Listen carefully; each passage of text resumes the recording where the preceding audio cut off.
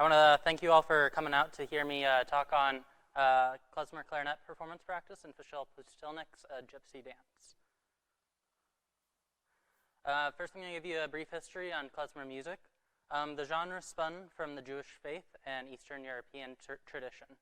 It dates all the way back to the 18th century, and the word Klezmer can actually be broken down into two Yiddish words, kli, which means instrument or vessel, and zimmer, which means song. Now, Klezmer music, the musicians during the time of its creation were Jewish people who were largely placed under Christian towns' regulations. These musicians would often find it very difficult to find work. However, these musicians would also begin to travel and find work performing for celebrations, events, holidays, and private parties. Because these musicians would travel, the people all over Europe would become exposed to this music as well. During the 19th century, families would begin to play this music within their own homes. The fathers would pass this musical skill on to their sons to carry on the tradition. And Klezmer music would then become like a folk song to the Jewish people, and it'd be passed on through the oral traditions, traveling with the families when they settled in other areas. The typical Klezmer band was made up of two violins, a cello or bass, a flute, and a hammered dulcimer. With the rise of recording technology at the turn of the century, the makeup of the Klezmer band, however, would begin to change. The clarinet, brass instruments, and accordion would begin to be used more frequently because they were more easily picked up by early microphones. During the early recording stages, what they would have would be a group of musicians standing around a single microphone in a large room. During the early 20th century, European Jews would begin facing new threats to their cultural and religious survival. During the Holocaust and the aftermath of it, there was an obvious lack of Klezmer music being recorded and performed. For survivors of the Holocaust, this traditional Jewish music was both painful and healing for its people. As Jewish people immigrated to the United States, they would begin to bring this musical tradition with them. In the 1970s, an interest in this Klezmer music and its history would begin to surface. The young researchers would find a rich musical tradition, but they would find very little documentation. New York City would then become a center for recording and researching this style of music. Due to the destruction and the persecution, however, we will never have a complete representation of the history and musicians that developed the genre. But historians will continue to research and paint us a picture. Now, the Klezmer with clarinet music, the clarinet is capable of producing a wide range of tone and emotion, which makes it an ideal instrument to share this lively and passionate music. Performing Klezmer music on the clarinet is also very different from performing music commonly played in bands and orchestras on the clarinet. Klezmer performances require clarinetists to use vibrato, pitch bends, growling, and even imitating the human voice. Some of these techniques I'll demonstrate later on in my presentation. These techniques are not marked in the music, but they would be left up to the performer to find the appropriate and traditional places for the techniques. The music would also have an improvisatory feel to it. It would have many shifts in tempo, and it would be very, very dramatic. Now I want to talk to you about a couple notable clarinet performers. The first is Naphtali Brandwein. He lived from 1884 to 1963, and he was one of the earliest recording artists who helped spread Klezmer music to a wide audience. His recordings have been studied by historians, and something notable about him is that he would often perform with his back to his audience to hide his trick fingerings. I'm going to play a piece of his so you can hear what it would have sounded like to listen to one of his recordings.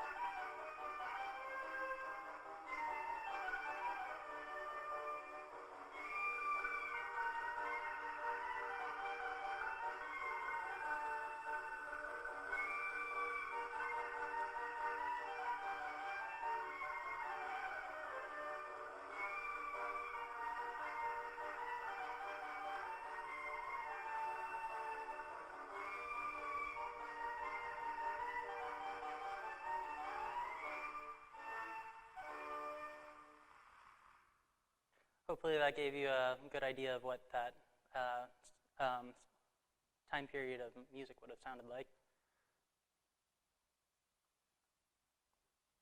All right, I'm going to talk to you about another performer who's a little more modern day. His name is Giora Feidman. He was born in 1936 and still plays to this day. He's an Israeli clarinetist who's known for fusing multiple styles, including klezmer, tango, jazz, and classical. This is notable because all the different styles of music have very different performance practices. He's also most known for his clarinet playing on the Schindler's List soundtrack, but he was also performed worldwide and recorded many albums. And now we're going to listen to what he sounds like, and make sure you listen for some of the different styles that he uses, including the pitch bends and growls.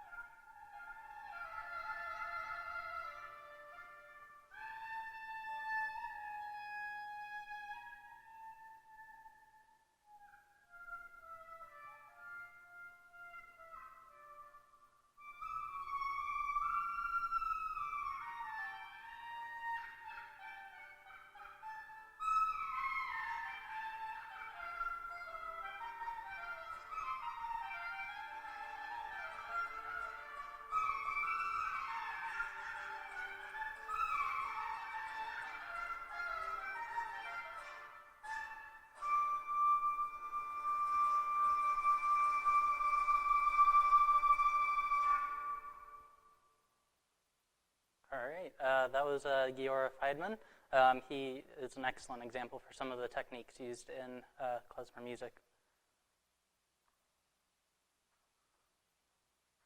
Now I'm going to talk to you about Fishel Pustilnik's Gypsy Dance, which is what I'll be playing for you today. Fishel Pustilnik is a Russian composer and arranger. He wrote Gypsy Dance in 2018 for clarinet and piano. And the piece begins with a rhapsodic introduction. Rhapsodic means kind of more free from time and more like a statement. And I'll play a little bit from that for you so you can hear what that's like.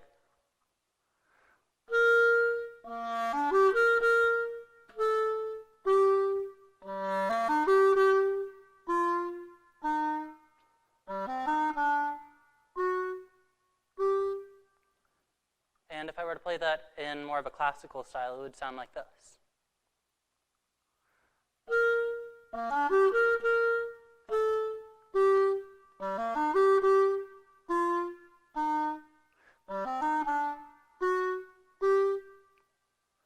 Hopefully you can hear a slight difference in that.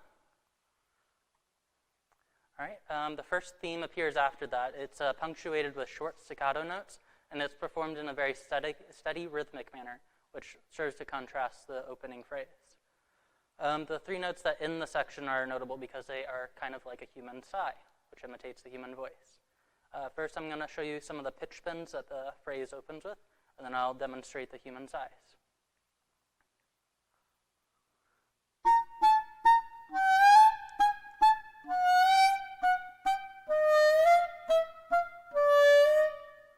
Those would be the pitch bends, so you can hear how I'm sliding from one note to the next. And then the human sighs at the end are those notes at the end of that highlighted section, and it sounds like that sigh.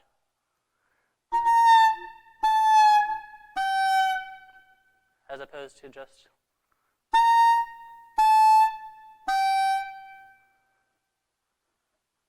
All right. The second theme would be full of excitement and energy. It has a notated accelerando, which lets the performer know to speed up the tempo.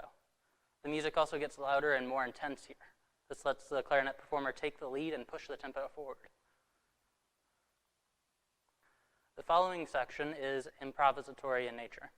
The performer's playing this really fast and technical passages, however, which help serve to move the harmonic structure of the piece along.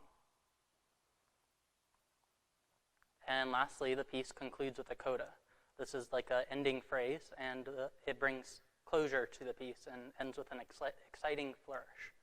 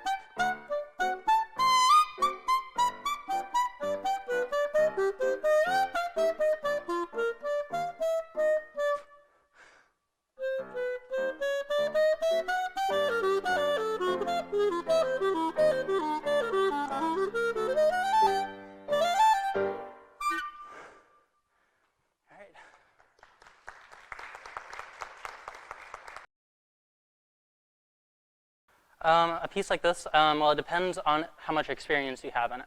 So like, this is the first time I've ever played anything klezmer, and so it's taking me a little longer to learn some of the techniques used in it, like the pitch bends and whatnot, because those aren't typically used in on the clarinet. So for this, I've been working on it for probably since the start of the semester, maybe a little longer. I can't remember exactly when I started on it, but it's a lot more difficult. So there's a lot of tempo changes, which makes it more difficult to put together with piano. And you have to focus on meeting those styles that are used in klezmer, and so that makes it more difficult to learn in general. And the classical stuff is more rhythmic and more like in time, and so it's a lot easier to learn that style.